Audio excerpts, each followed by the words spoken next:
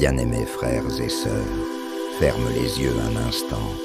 Écoute le bruit de ton propre souffle. Ressens le poids que tu portes depuis des semaines, peut-être des mois, peut-être des années. Aujourd'hui, en ce jeudi 20 février, alors que nous entrons dans le carême, jour 1, une question brûle dans ton cœur. Qui me guidera dans ce désert? Qui me soutiendra quand je me sens vide? Qui essuiera mes larmes quand personne ne comprend ma fatigue intérieure? Le monde crie, les inquiétudes murmurent, les responsabilités écrasent. Mais une voix plus douce, plus forte, plus éternelle se lève au-dessus du tumulte. Aujourd'hui, cette parole n'est pas un simple verset. C'est une promesse vivante. C'est une main tendue. C'est un abri pour ton âme. Reste jusqu'au bout de cette prière, parce qu'avant qu'elle ne se termine, quelque chose en toi aura changé. Prière du carême, jour 1, basé sur le psaume 23. Seigneur, notre Dieu, Père d'amour, berger fidèle. En ce premier jour du carême, nous nous tenons devant toi, tels que nous sommes, sans masque, sans fierté, sans défense. Nous venons avec nos blessures invisibles, avec nos fatigues cachées, avec nos combats silencieux. Seigneur, tu connais nos pensées avant même que nous les formulions. Tu vois les nuits où nous avons pleuré en silence. Tu entends les soupirs que personne d'autre n'entend.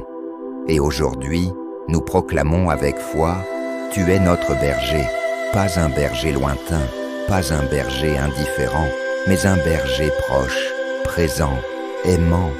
Seigneur, combien de fois avons-nous cru manquer d'amour, manquer d'argent, manquer de reconnaissance, manquer de paix.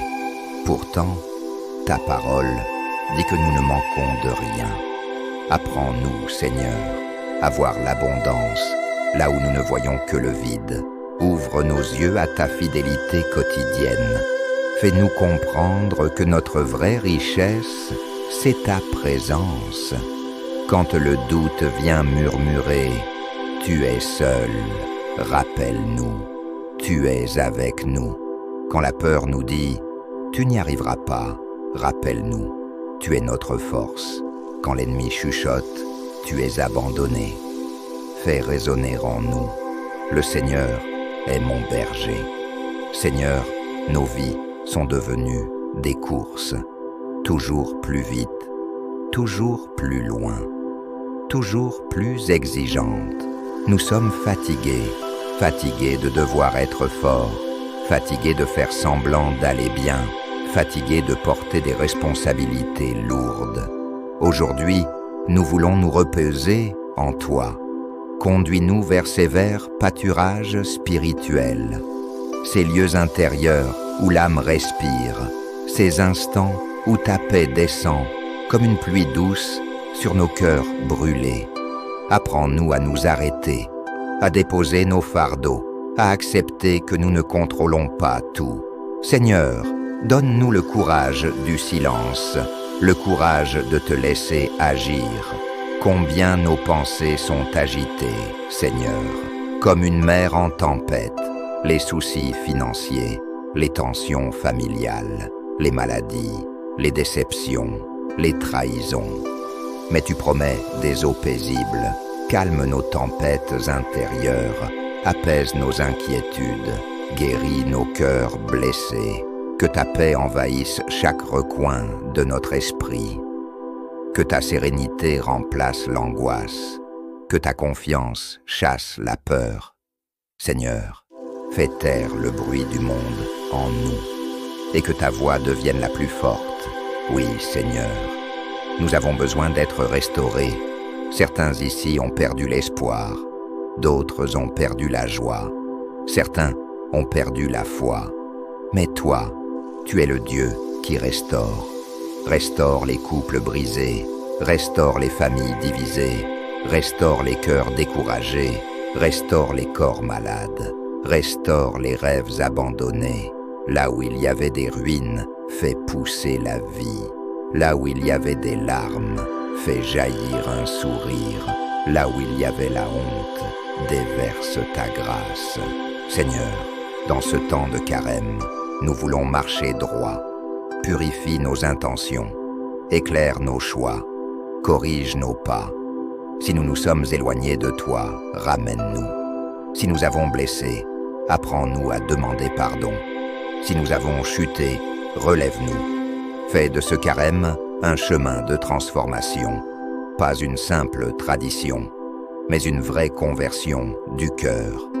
Seigneur, certains marchent dans une vallée sombre, la vallée du chômage, la vallée de la maladie, la vallée du deuil, la vallée de la dépression, la vallée du doute.